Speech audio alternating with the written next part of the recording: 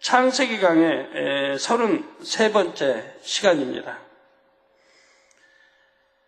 제가 4주 동안 이제 설교를 했었죠. 그 설교는 반드시 여러분들이 테이프를 사서 5번 이상 10번씩 들으셔야 한다고 제가 강조를 해드렸어요. 제가 아까 어떤 지역에 확인해 봤더니 들었다고 하는 분이 한 분도 없더라고요. 부교구장만 들었다고 하고. 근데 제가 간증을 많이 듣습니다. 말씀대로 순종해서 5번 이상 또 7, 8번 들으니까 처음에는 몰랐는데 너무 놀라운 은혜가 임한다는 거예요. 막 깨달아지고 깨우쳐지고 감동이 오고 아주 전혀 영의 세계, 전혀 깊이 막 들어간다는 거예요. 그런 간증을 제가 여러 건을 들었습니다. 이게 순종하면 축복인데 그거 참 어려운 거 아닌데 그거 하나 순종을 못하는지. 제가 여러분 손들어보면 참 얼마나 드실지.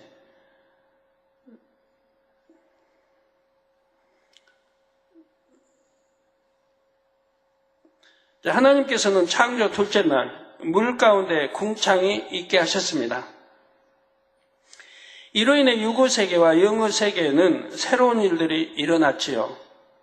유구 세계에서는 대기권이 만들어졌고 영의 세계에 속한 둘째 하늘에는 빛의 영역과 어둠의 영역이 조성됐습니다. 유구 세계에서 궁창 아래의 물은 창조 셋째 날 바다가 되고 궁창 위의 물은 대기권의 수증기로 남았지요. 창조 넷째 날 해와 달이 창조된 후부터는 물이 순환하기 시작했습니다. 바닷물은 수증기로 올라가서 구름을 만들고 구름은 바람에 의해 세계 곳곳으로 이동하여 비를 내리지요. 이러한 물의 순환이 있기 때문에 모든 생물들이 물을 공급받아 생명을 유지할 수 있는 것입니다. 하나님께서는 물을 빛뿐만 아니라 눈이나 이슬 등의 다양한 형태로 내리게 하시지요. 하늘에서 내리는 이 모든 것은 원래 하나님의 은택을 상징합니다. 아버지 하나님께서는 사람을 비롯한 모든 생물들에게 유익을 주시기 위해 물을 다양한 형태로 내리게 하신 것입니다. 그래서 신명기 11장 14절에도 여호와께서 너희 땅에 이른 비, 늦은 비를 적당한 때에 내리시리니 너희가 곡식과 포도주와 기름을 얻을 것이요 라고 했습니다. 또한 시편 65편 10절에는 주께서 밭고랑에 물을 넉넉히 내사 그 이랑을 평평하게 하시며 또 단비로 부드럽게 하시고 그 싹에 복 주시나이다 했지요. 하나님께서 이 지구를 창조하셨을 때는 자연 만물이 공의 가운데 순환했습니다. 그런데 사람들이 자기 유익을 구하기 위해 자연을 파괴하면서부터 자연계의 질서가 조금씩 무너졌지요. 그 결과 비와 눈은 하나님의 은택의 수단으로 뿐만 아니라 재앙의 수단으로도 나타나게 됐습니다. 원래 하나님께서 세우신 자연 질서 가운데에서는 비와 눈이 균형 있게 골고루 내렸습니다. 그런데 사람들이 자연 질서를 파괴하면서 불균형이 생기기 시작했던 것입니다. 온도도 상승한다든가 하고요. 비나 눈이 너무 많이 오는 곳이 있는가 하면 거의 오지 않는 곳도 많이 생겼습니다. 곧 폭우와 폭설과 가뭄과 홍수 등의 자연재해가 너무 심하게 발생하고 있다는 얘기입니다. 예전이라고 그리 안 했다는 것은 아닌데 지금은 너무 심하게 발생하고 있는 겁니다. 그런데 사람들이 자연 질서를 아무리 파괴해도 하나님께서 정해놓으신 이 땅의 근본 공의는 흔들리지 않도록 하나님께서 붙들어 주십니다. 예를 들어 지난번 칠레의 지진으로 자전축이 조금 움직였다는 보도가 있었습니다. 그러나 그 정도는 아주 미세했지요. 결국 아무리 자연재해가 심해진다 해도 인간 경작 기간 동안은 지구가 버틸 수 있도록 하나님께서 붙들어 주신다는 사실입니다. 또한 마지막 때 자연재해가 심해질수록 반대로 하나님의 권능은 더욱 빛을 바랄 수 있는 여건이 되지요. 예수님께서 바람과 파도를 다스리셨던 것처럼 성령의 불같은 권능으로는 지진, 홍수, 화산 폭발도 제어할 수 있습니다. 이러한 역사들을 통해 아버지 하나님께서는 크게 영광 받으시고 인간 경작을 마무리 지으시게 됩니다. 성도 여러분, 창조 둘째 날에 영의 세계에서는 둘째 하늘에 두 영역이 조성됐다 했습니다. 둘째 하늘에 있는 두 영역이란 빛의 영역과 어둠의 영역입니다. 그런데 빛의 영역 안의 에덴 동산과 어둠의 영역은 서로 맞닿아 있음을 나타내는 성경 구절이 있습니다.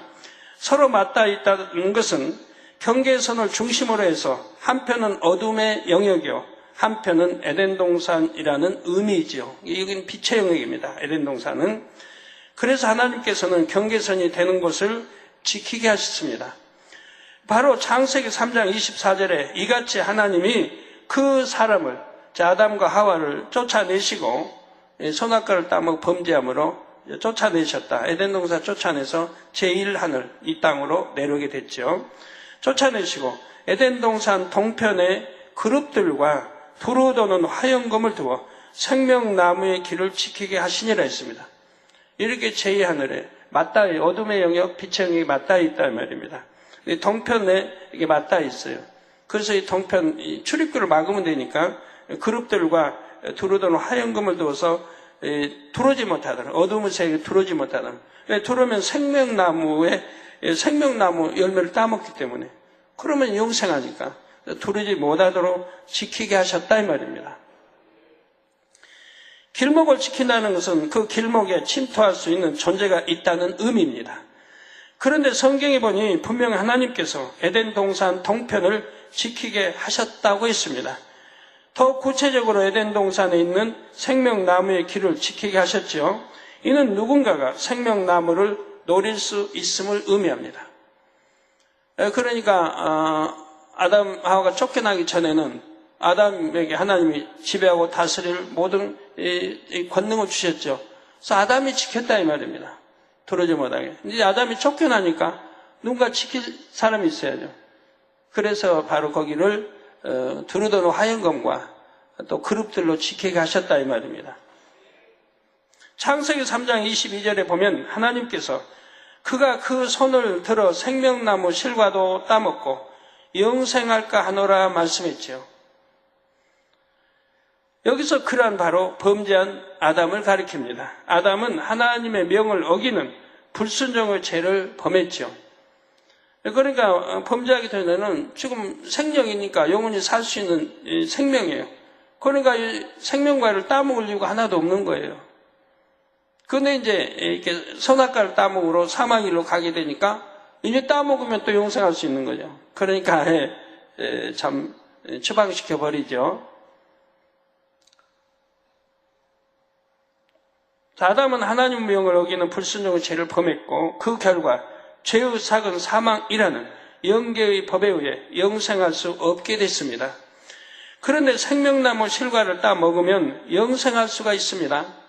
에덴 동산에 오랫동안 살았던 아담은 이 사실을 알고 있기에 생명나무 과실을 따 먹을 수도 있지요. 그래서 하나님께서는 아담을 에덴 동산에서 이 땅으로 내어 보내신 것입니다.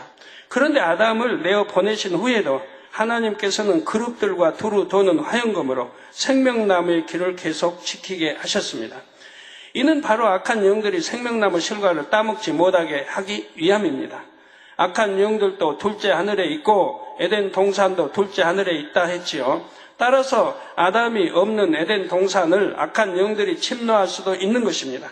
이런 이유로 하나님께서 그룹들과 두루 도는 화영검으로 생명나무의 길을 철저하게 지키게 하셨습니다. 이를 통해서 우리는 둘째 하늘에 빛의 영역과 어둠의 영역이 서로 맞닿아 있음을 알 수가 있습니다.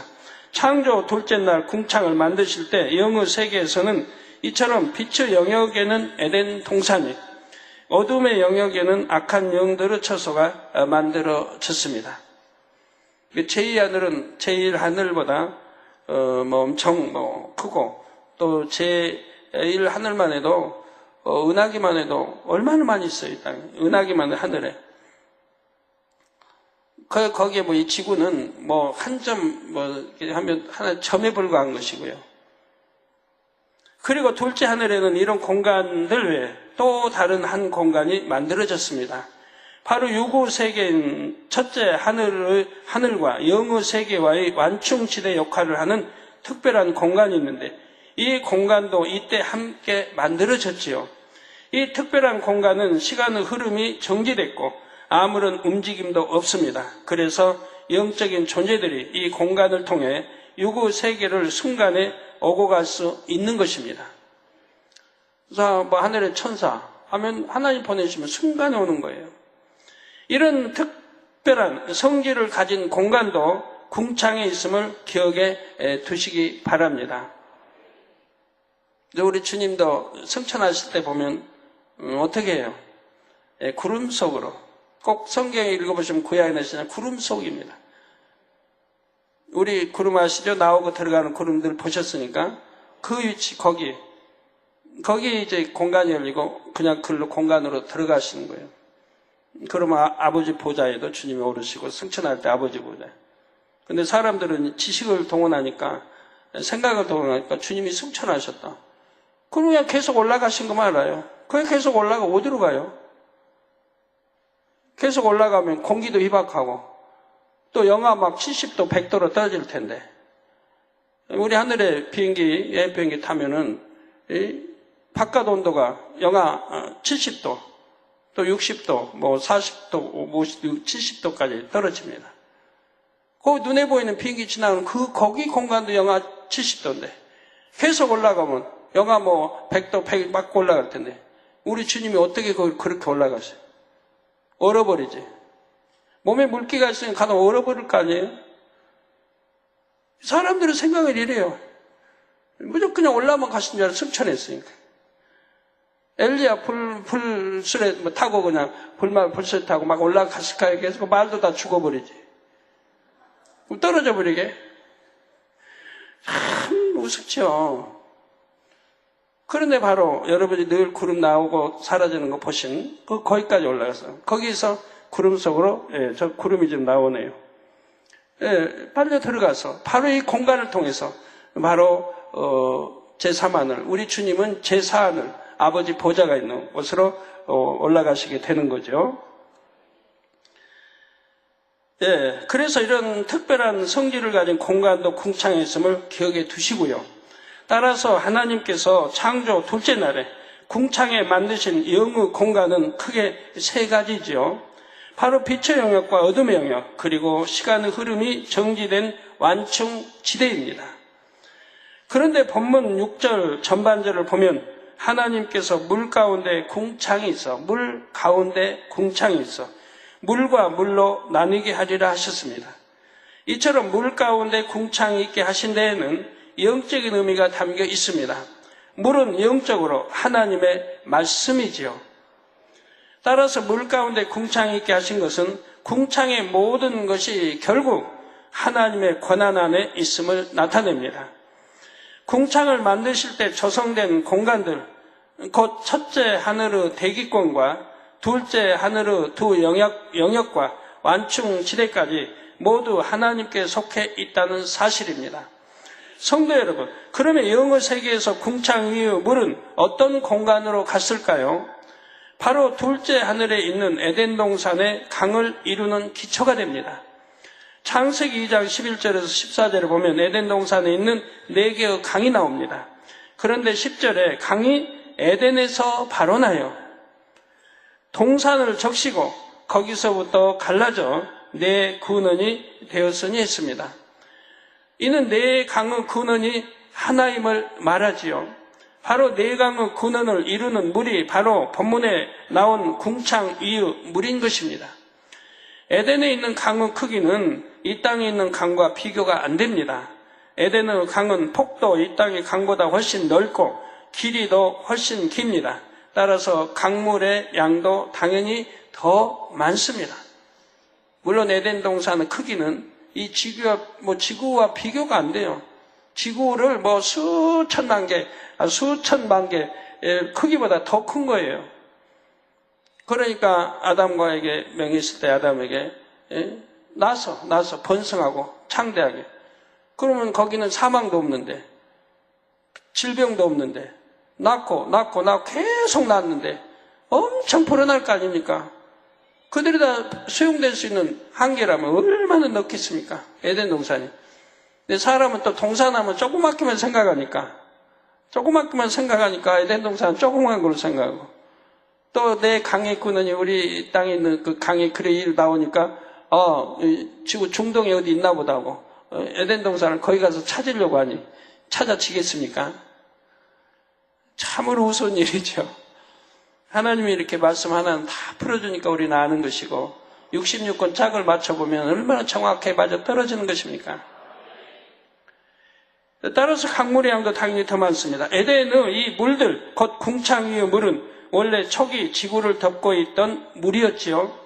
그런데 물 가운데 궁창이 생기면서 궁창 위의 물과 아래 물로 나뉘었고, 궁창 위의 물이 에덴의 강을 이루는 근원이 된 것입니다.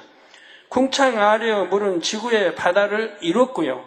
따라서 에덴의 물과 지구의 물은 그 근본이 같습니다. 바로 하나님께서 천국에서 유입해 주신 생명수이지요. 그런데 지구의 물은 오랜 세월이 지나면서 점차 오염되고 변질되었습니다. 아담이 범죄하여 지구로 쫓겨날 때 이 지구와 지구 위에 있는 모든 것도 함께 저주를 받았지요. 그때로부터 지구에 있는 모든 것이 점차 변질되기 시작한 것입니다. 여기에 사람들이 무분별한 개발을 함으로써 자연을 심하게 훼손했고 환경 오염을 점차 가중시켰지요. 그 결과 자연계의 질서가 깨어졌고 기상이변과 자연재해가 빈번해지고 있습니다. 하나님께서는 처음에 지구를 아름답고 쾌적하게 만들어 주셨는데 사람들이 자기 욕심과 악으로 인해 지구를 오염시키고 있는 것입니다. 이런 지구와 달리 에덴 동산은 하나님께서 만들어 주신 처음 모습 그대로 유지하고 있습니다. 맑고 깨끗하며 아름답고 풍요로운 자연 환경이 처음에 조성되었던 상태대로 보존되어 있지요. 에덴의 강에 흐르는 물 역시 잘 보존되어서 맑고 깨끗하며 영롱한 빛이 납니다. 그런데 이러한 에덴의 물이 하나님의 섭리 가운데 이 땅에 쏟아져 내린 사건이 있었습니다. 바로 노아의 홍수이지요. 창세기 7장 강해 시 자세히 말씀드리겠지만 노아의 홍수 때에는 40일 동안 비가 내려서 가장 높은 산까지 물에 잠겼습니다. 그런데 지구에 있는 모든 물들로는 설령 극지방의 빙하가 모두 녹는다 해도 가장 높은 산까지 잠기지는 않습니다. 지구상에 있는 물만으로는 지구를 완전히 덮을 수 없다는 말이죠. 그런데 노아 홍수 당시를 설명한 창세기 7장 11절에서 12절을 보면 큰 기품의 샘들이 터지며 하늘의 창들이 열려 40주야를 비가 땅에 쏟아졌더라 했습니다. 여기서 큰 기품의 샘들이란 에덴에 있는 네 강의 발원지입니다. 그리고 하늘의 창들은 둘째 하늘과 통하는 문들이지요. 하나님께서는 홍수 심판 때 에덴의 큰 기품의 샘들을 터뜨리셨습니다. 그리고 둘째 하늘의 창을 여심으로 이 지구에 쏟아지게 하신 것입니다. 앞서 에덴의 강물의 양은 지구의 강물과 비교할 수 없을 만큼 많다 했지요. 따라서 에덴의 강물이 지구로 흘러나온다면 능히 지구를 덮을 수 있습니다. 더욱이 하나님께서는 에덴의 강의 근원인 큰 기품의 샘들까지 터뜨리셨지요. 그리고 첫째 하늘과 연결된 둘째 하늘의 문을 여심으로 에덴에 있는 물들이 이 땅에 비처럼 내리게 하신 것입니다. 이거를 이제 하늘의 창을 열었다고 이렇게 성경은 되어 있고요. 그런데 하늘의 창들이 이러하여 창이 복수로 표현되었습니다. 이는 당시 일정 지역의 하늘만 열린 것이 아님을 나타냅니다. 지구로 연결되는 둘째 하늘의 문이 다 열렸지요. 노아가 살던 지역뿐만 아니라 지구 전체 한꺼번에 둘째 하늘의 물이 쏟아졌던 것입니다. 옛날에 이제 공룡을 하나님이 내려 보실 때도 마찬가지입니다. 하늘에 문들을 다 열어서 내려보냈어요. 그러니까 세계 구석구석 곳곳마다 이 흔적이 남아 있는 겁니다. 그래서 40일 만에 지구의 가장 높은 산까지 잠겼지요. 이렇게 홍수 심판 때 이 땅에 흘러나왔던 에덴의 물은 홍수 심판 후에 다시 에덴으로 돌아갑니다. 하나님께서 어떤 방법으로 그 물을 에덴으로 끌어올리셨는지에 대해서는 창세기 7장에서 자세히 말씀드리겠습니다. 이 시간 여러분이 기억하실 것은 창조 둘째 날 궁창 위의 물은 에덴의 강의 근원에 모아졌고 그 근원으로부터 네 강이 발원했다는 점이죠. 그리고 노아의 홍수 때 하늘의 창들이 열려 지구에 쏟아진 물이 바로 그 사실을 증명한다는 점입니다. 성도 여러분, 둘째 하늘의 존재에 대한 또 다른 증거가 있습니다. 그것은 바로 이스라엘 백성들이 출애굽 후 광야 생활을 할 때 먹었던 만나입니다. 19세기의 어떤 식물학자는 이 만나에 대해 시나이 반도에 서식하는 식물이 진드에 의해 찔렸을 때 나는 수액이 굳은 것이라고 주장하기도 했습니다. 또한 시나이 반도나 중동 지역에서는 잣나무 가지에서 채취한 구슬 모양의 열매를 천상의 양식이라는 이름으로 판매하기도 했지요. 그러나 만나는 이 땅에 있는 어떤 식물의 열매가 아닙니다. 성경에는 분명 만나가 하늘에서 비같이 내렸다고 했습니다. 출애굽기 16장 4절에 때 여호와께서 모세에게 이르시되 보라 내가 너희를 위하여 하늘에서 양식을 비같이 내리리니 백성이 나가서 일용할 것을 날마다 거둘 것이라. 이같이 하여 그들이 나의 율법을 준행하나 아니하나 내가 시험하리라 말씀했습니다. 여기서 하늘이란 바로 둘째 하늘이지요. 시편 78편 23절 24절에는 그러나 저가 즉 하나님께서 오히려 위의 궁창을 명하시며 하늘 문을 여시고 위의 궁창을 명하시며 하늘 문을 여시고 저희에게 만나를 비같이 내려 먹이시며 하늘 양식으로 주셨나니라고 말씀했습니다. 여기서 나온 위의 궁창도 둘째 하늘입니다. 우리 위의 궁창은 둘째 하늘을 말하고 있습니다. 이처럼 성경은 만나가 둘째 하늘로부터 내려온 것임을 말하고 있습니다. 아니로 간다면 만나가 어디서 내려왔겠습니까? 바로 둘째 하늘 그 위치에서 또 제3 지대를 통해 그런 것들이 내려오고 있는 것이죠. 아니라고 하면 도대체 어디서 내려와요? 하나님께서는 광야에 이슬이 내릴 때 둘째 하늘 문을 열어 만나를 함께 내려주셨지요. 해가 뜨고 이슬이 마른 후에 보면 작고 둥글며 서리 같은 만나가 있었습니다. 이 만나의 모양은 진주처럼 생겼고 맛은 꿀 섞은 과자 같았지요.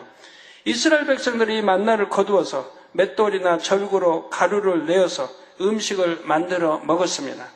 출애굽기 16장 35절에 보니 이스라엘 자손이 사람 사는 땅에 이르기까지 40년 동안 만나를 먹되 곧 가나안 지경에 이르기까지 그들이 만나를 먹었더라 했습니다.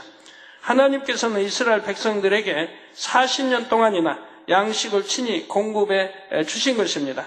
여호수아 5장 12절에 보면 그 땅, 곧 가나안 땅 소산을 먹은 다음 날에 만나가 그쳤으니 이스라엘 사람들이 다시는 만나를 얻지 못하였고 그 해 가나안 땅의 열매를 먹었더라 했지요.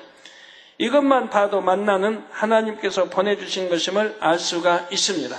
이스라엘 백성이 가나안 땅에 들어가서 그 땅의 소산을 먹게 되자 정확하게 그 다음 날부터는 만나가 내리지 않았지요. 그래서 다시는 만나를 얻지 못한 것입니다. 따라서 여러분이 중동 지역을 여행하시다가 만나라고 팔고 있는 식물을 본다 해도 그것은 진짜 만나가 아님을 아시기 바랍니다. 만나는 하나님께서 둘째 하늘에서 내려주셨고 이스라엘 백성이 광야 생활을 했던 40년 동안만 내렸습니다. 둘째 하늘에 있는 에덴 동산은 영의 세계에 속하지만 온전한 영의 세계는 아닙니다. 육의 사람이 본다면 볼 수 있고 만지고자 한다면 만져지는 영의 세계이지요. 그래서 만나가 둘째 하늘에서 내려온 식물임에도 육의 사람이 먹을 수 있었던 것입니다.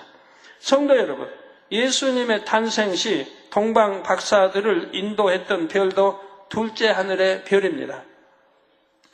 마태복음 2장 9절에 박사들이 왕의 말을 듣고 갈새 동방에서 보던 그 별이 문득 앞서 인도하여 가다가 악이 있는 곳 위에 머물러 섰는지라 했습니다. 하늘의 별이 동방 박사들의 보좌에 맞춰서 가다 서기를 반복했고 목적지에 다다랐을 때는 멈춰섰죠. 동방 박사들이 지금 이 베들레헴을 예루살렘, 베들레헴에 걸어가고 있는 거예요. 그런데 잠도 자야 할 거 아닙니까?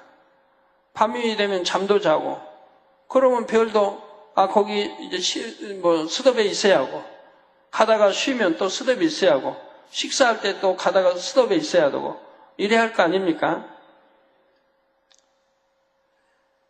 그래서 서기를 반복했고 목적지에 다다랐을 때는 멈춰섰지요.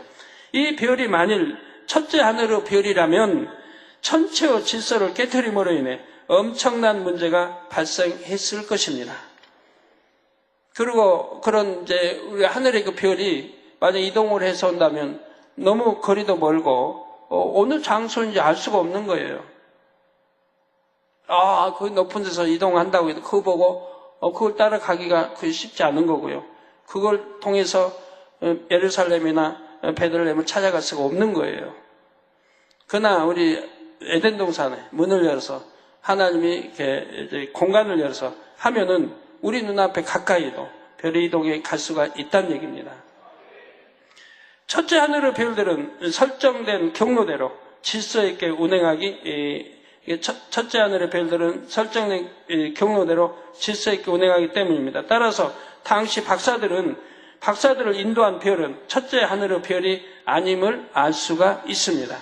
하나님께서는 둘째 하늘의 별을 움직이심으로 첫째 하늘에는 어떤 영향도 주지 않았던 것입니다. 그리고 별이 움직이는 둘째 하늘의 공간을 열어서 박사들의 눈에 보이게 하신 것이지요. 하나님께서는 이러한 별의 이동을 우리에게도 수없이 보여주셨습니다. 여러분도 수없이 보셨고, 또 여러분 수련회가 되면 여러분 수없이 볼 텐데, 저 별의 이동을 볼 때 하나님이 얼마나 재밌게 역사를 하시는지요. 저는 하도 많이 봐서 우리 성도님들이 쳐다보긴 하늘 별의 이동. 저 원을 보면 원이 별인 것 같은데 저 원 안에 지금 별이 들어있는 거예요. 그 원으로 보기 좋게 여러분 볼 수 있도록 저 원으로 쳐놓은 거고요. 보입니까? 원 안에 별? 저 세 개의 별이 이동합니다. 이동하다가 어떤 때는 합쳤다 다시 떨어지고, 참 재밌게 하나님이 늘 역사했죠, 지금까지. 나란히 동시에 이동하는 세 개의 별, 지그재그로 이동하는 별, 서로 역방향으로 이동하는 별 등, 첫째 하늘에서는 잊기 어려운 별의 이동을 우리에게 수차례 보여주셨습니다. 수차례 아니고 수백 차례 보여주셨죠. 여러분, 우리 성도님들이라면 별의 이동 안 보신 분들이 거의 없을 테죠. 초신자 빼고는. 바로 그때 이동한 별들이 둘째 하늘의 별들입니다. 그 순간 하나님께서 둘째 하늘의 공간을 열어서 우리에게 보여주셨다는 사실입니다. 이게 재밌는 것은 제가 이제 처음 별들 하나님 보라 할 때 이렇게 보는데 이렇게 별이 하늘에서 날아가다가 빠르게 가죠. 앞에가 별이 분명히 있는데 곧찬 걸로 가는 거예요. 그럼 저희 생각은 부딪히겠다. 그 넓은 공간에 부딪힐 리도 없는데 그런 생각 순간에 하면 별이 가다가 쫙 방향을 틀어서 싹 돌아가지고 또 가는 거예요. 그래서 바로 우리 제1하늘에서는 있을 수 없는 일들인데 바로 제2 하늘의 문을 열어서 우리가 볼 수 있도록 거기는 자유자재로 별의 이동을 그렇게 할 수 있다는 얘기입니다. 이걸 통해서 바로 동방 박사들을 베들레헴으로 인도를 했던 것이죠. 그때는 나침반이 있습니까? 지도가 있습니까? 바로 하나님이 별을 통해서 지시하시고 계시해서 바로 별을 따라가게 하시고 우리가 예수님이 나신 그 마국간을 찾아가도록 하셨던 것이죠. 그 순간 하나님께서 둘째 하늘의 공간을 열어서 우리에게 보여주셨다는 사실입니다. 아버지 하나님께서는 우리가 영의 공간을 느낄 수 있도록 이 밖에도 여러 기사와 표적을 보여주셨습니다. 예를 들어 하늘의 일정한 고도에서 매우 맑고 깨끗한 구름이 나왔다가 휘감기듯이 다시 들어가는 장면도 보았죠. 지금 보고 있죠. 이런 것도 여러분들 뭐 태어나서 저런 거 보셨어요? 하나님이 저에게 말씀한 대로 나 이제 이번 주는 너 기도처에 가서 하늘을 봐라. 바람을 보아라. 바람 부는 이 방향을 봐라. 하늘의 구름들을 보아라. 그러고 나서 그때부터 역사하시기 시작했죠. 그 뒤로 이제 여러분들 보시는 거 아닙니까? 하늘에 있는 모든 구름이 한 공간으로 전부 빨려 들어간 거 볼 수 있었고, 그래서 들어오고 나오는 거 볼 수 있었습니다. 꼭 들어갈 때 휘말려 들어간다는 사실입니다. 그래서 매우 맑고 깨끗한 구름이 나왔다가 휘감기듯이 다시 들어가는 장면도 수없이 봤습니다. 그 장면을 보고 있노라면 마치 누군가가 하늘 저편에서 하얀 연기를 내뿜었다가 다시 들이키는 듯한 느낌이 듭니다. 그런데 성경 곳곳에도 영의 세계로 통하는 일이 있을 때 구름이 등장하는 것을 볼 수가 있습니다. 먼저 우리 예수님께서 3명의 제자와 함께 변화산에 오르셨을 때이지요. 마태복음 17장 5절에 보면 호련히 빛난 구름이 저희를 덮으며 구름 속에서 소리가 나서 가로되 이는 내 사랑하는 아들이요 내 기뻐하는 자니 너희는 저의 말을 들으라 하는지라 했습니다. 그리고 주님께서 부활하신 후 승천하실 때도 사도행전 1장 9절에 저희 보는 데서 올리워 가시니 구름이 저를 가리워 보이지 않게 하더라 했죠. 저희 보는 데서 올리워 가시니 구름이 저를 가리워 보이지 않게 하시더라. 네, 보이지 않게 하시고 바로 영의 공간으로 들어가 버리시는 거예요. 안 그런다고 하면 어떻게 되겠어요? 사람이 굉장히 의문에 빠지고 성경 앞으로 푸는데 지장이 많죠. 구름이 없고 올라오면 계속 올라가야 되는데 올라가다 탁 사라져 버립니다. 그러면 사람들이 어떻게 생각하겠어요? 분명히 올라가는 것이 보이는데 올라가다가 난 그 자리에서 없어져 버렸어요.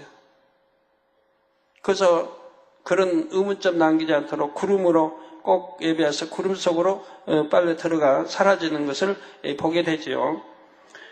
또한 마가복음 13장 26절 등에 주님께서 공중 강림하실 때 구름을 타고 큰 권능과 영광으로 오는 것을 사람들이 보리라 했습니다. 구약시대에도 하나님께서 친히 강림하실 때는 항상 구름이 나타났음이 출애굽기 19장 9절 등에 나오죠. 이처럼 영의 세계로 통하는 문이 열릴 때 구름이 함께 등장하는 것을 볼 수가 있지요. 바로 이 유구 하늘의 구름이 아닌 영의 세계의 구름을 하나님께서 우리에게도 보여주신 것입니다. 그래서 눈에 보이는 이 세계가 다가 아니요 영의 세계가 분명히 존재함을 우리로 깨닫게 해주셨다는 사실입니다.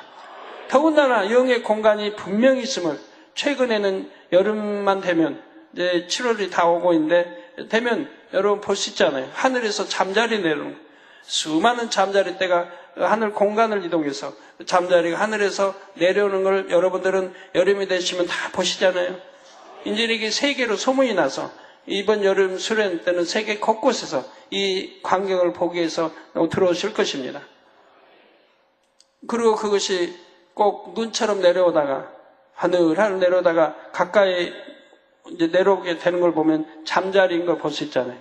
이 잠자리는 여러분들을 무서워하지 않습니다.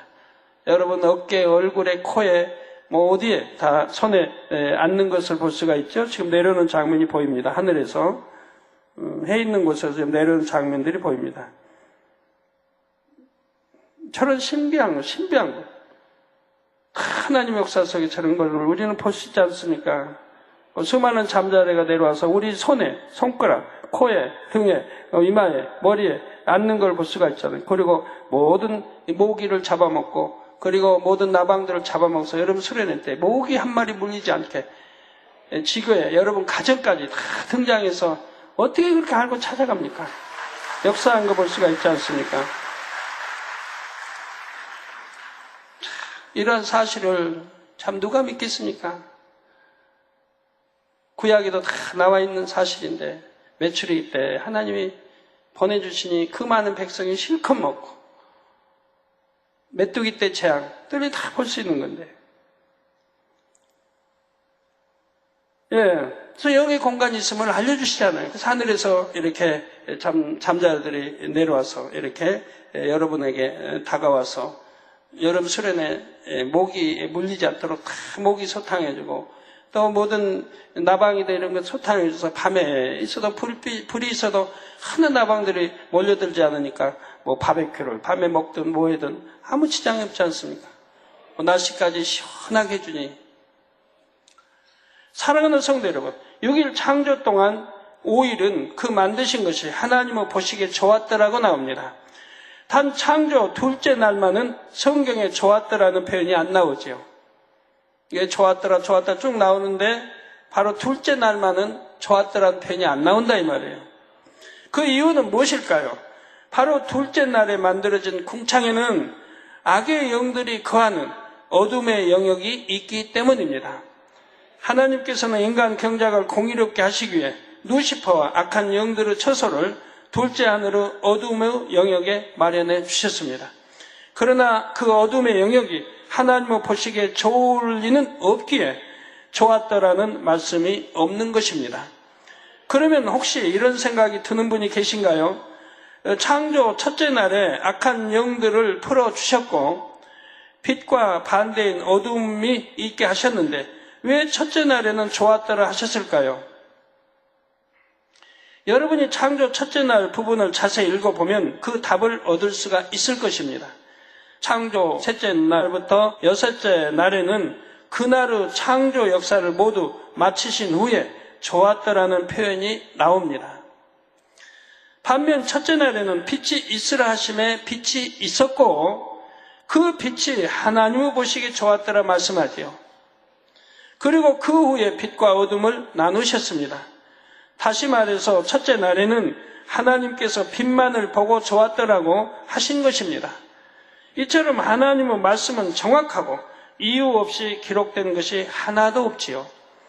우리는 창조 첫째 날과 둘째 날의 역사만 보아도 하나님께서 얼마나 빛을 좋아하시고 어둠을 싫어하시는지 알 수가 있습니다. 야고보서 1장 17절에는 이러한 하나님에 대해 빛들의 아버지라고 표현하며 그는 변함도 없으시고 회전하는 그림자도 없으시니라 했습니다. 여러분은 이처럼 빛 자체가 되시는 하나님의 자녀이지요. 그러므로 여러분의 마음에도 어둠은 조금도 없고 빛만 가득하도록 만들어 가시기를 바랍니다. 앞으로 그렇게 계속해 가시지만 발발 돌아봐요. 영으로 악기 모양도 없는 어둠이 없는 여러분 빛으로 영으로 돌아보세요. 얼마나 행복한가.